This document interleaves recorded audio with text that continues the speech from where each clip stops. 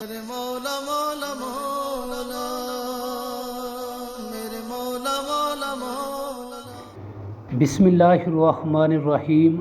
السلام علیکم ورحمۃ اللہ وبرکاتہ۔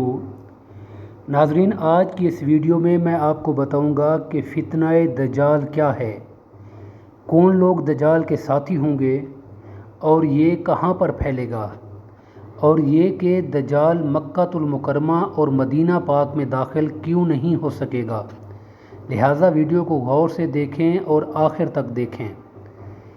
فتنہ دجال کی ہولناکیوں کا اندازہ اس بات سے لگایا جا سکتا ہے کہ آپ صلی اللہ علیہ وآلہ وسلم نے خود اس فتنہ سے اللہ کی پناہ مانگی ہے، اور جب آپ صلی اللہ علیہ وآلہ وسلم دجال کا ذکر صحابہ کرام رضوان اللہ تعالی علیہم اجمعین کے سامنے فرماتے تو خوف کے آثار ان کے چہروں پر عیاں ہوتے۔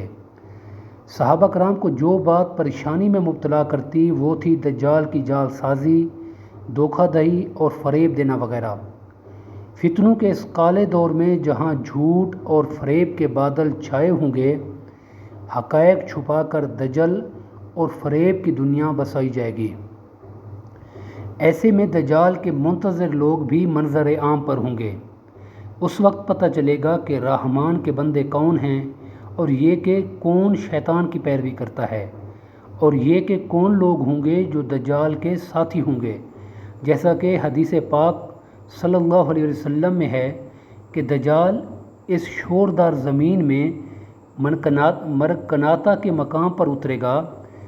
اس کی طرف نکلنے والوں کی اکثریت عورتوں پر مشتمل ہوگی، حتیٰ کہ آدمی اپنے کسی قریبی رشتہ دار، ماں، بیٹی، بہن یا پھوپھی کو گھر میں اس خوف سے باندھ کر رکھے گا کہ کہیں وہ دجال کی طرف نہ چلی جائے۔ ایک اور حدیث پاک میں آتا ہے کہ آپ صلی اللہ علیہ وسلم نے ارشاد فرمایا، اصفہان جو کہ ایران کے وسط میں ایک شہر ہے جس میں زیادہ تر یہودی آباد ہیں، اس کے 70,000 یہودی جنہوں نے چھوٹی چادر کی مانند جبہ پوش لباس پہنا ہوگا، اس کے 70,000 یہودی دجال کے پیروکار بن جائیں گے۔ ایک اور مقام پر آپ صلی اللہ علیہ وسلم نے کچھ یوں ارشاد فرمایا، دجال خوز ایران کے مغربی جانب ایک شہر ہے جسے آج کل خوزستان کہا جاتا ہے، اور کرمان ایران کا ایک صوبہ جو جنوب مشرقی حصے میں واقع ہے اس میں اترے گا۔ اس کے ساتھ 70,000 لوگ ہوں گے جن کے چہرے منڈھی ہوئی ڈھالوں کی مانند ہوں گے، یعنی ان کے سر چھوٹے ہوں گے، چہرے بیضوی یا گول ہوں گے، اور وہ رخساروں کی ہڈیوں، آنکھوں اور ناک کے نقوش ابھرے ہونے کے سبب چپٹے معلوم ہوں گے، جس سے آنکھ کا محور نمایاں نظر آئے گا۔